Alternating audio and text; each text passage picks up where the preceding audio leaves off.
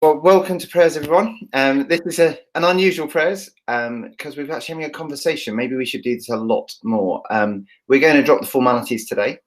So my name is Tom, and with me I've got Alex and Annabelle, and we want to reflect on recent news and on the Black Lives Matter movement and the death of George Floyd. Annabelle, if you just maybe introduce us or remind us of what on earth has been in our news cycle. Yeah, so hi everybody. I am speaking right now from my apartment in Oxford. So this is very removed. I feel very distant from the events going on at my home right now. But I can tell you a few things that I know, not firsthand, but that I do know. That on Memorial Day, of all days, on Memorial Day, George Floyd was murdered by a police officer, and there were 3 other police officers there with him. And the way in which George Floyd died was very upsetting. If you've watched a video,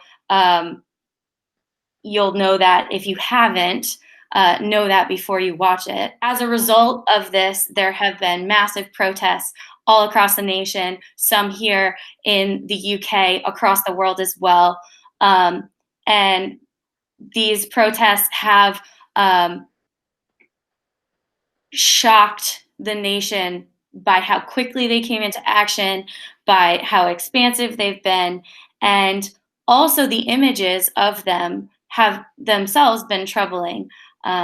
The very quick police response to the protests recently stands in a very stark contrast to the response to protests about the country's lockdown due to coronavirus just a few weeks before. The George Floyd death is not in isolation. It is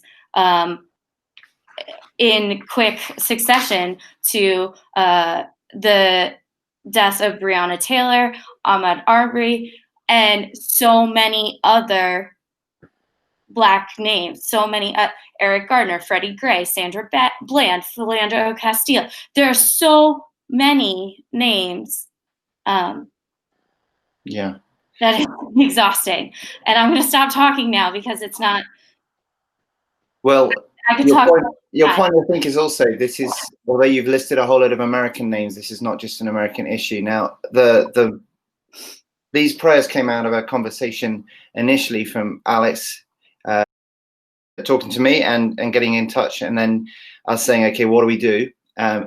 Alex, we need to hear your voice as a Black guy. What on earth is it like? What have you experienced? Or is this just a problem that sits in America? Yeah, cheers, Tom. Do you know what? It's been crazy last week or however long it's been. To be honest, personally, I've felt very sad. Like the overwhelming emotion is just being pretty devastated with seeing what's going on, and very tired as well. Not personally, I've not felt any anger towards it. I don't know what that says, if that's good or not, but felt very tired, and it just seems like it's again, and it's happening again, and all those names Annabelle listed off, and you know what's really sad is thinking all those names that we don't know about because they aren't filmed or they aren't brought to the spotlight. And I think Annabelle said it really eloquently, though. It's a problem for all of us. It's not a problem for a certain race or group of people. This is a problem for the whole of humanity. And it is not just a problem in America as well, but over here. And we're fortunate that things over here are not as extreme as they are in America.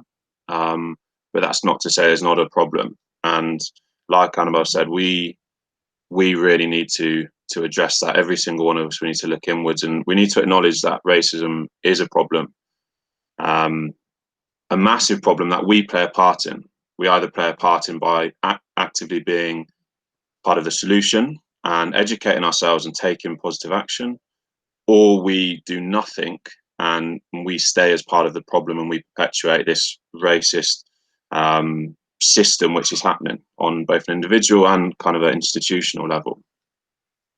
I should send you this quote, but somebody said, by doing nothing, you're culpable in the whole problem itself. There's a much better quote out there, and all the historians are like, "Oh, Tom, what are you doing?" There's a really good quote out there. But the point, I guess, that I've been hearing more this week, and I'd love you, Alex, to just unpack this a little bit more, is it's not good enough to say I'm not racist.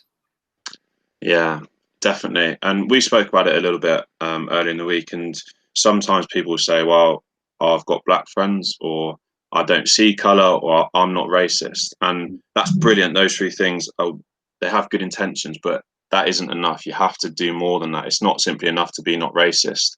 We need you to be anti-racist and to be active in that. And, you know, and we need you to see color. We need you to look around and see white privilege over here, or how people are treated differently because of the color of their skin, or because of their culture they come from, because of their background. And that's really important. And that can be quite uncomfortable to acknowledge that. Sometimes it's easy just to kind of bask in ignorance and say, actually, I'm not racist and that's fine. I'm going to stop it there. But we have to actively say, you know what? I'm going to go beyond just not being racist. I'm going to be anti-racist, and educate yourself and take action for whatever that might be. We are going to pause there because of time, but we're not going to stop. What we're going to do is we're going to carry on this conversation a bit longer as a three. We'll put it on a private YouTube link and send that around to all the students. But because we don't want prayers to go on forever so that it hits first lesson, we are going to just pause there.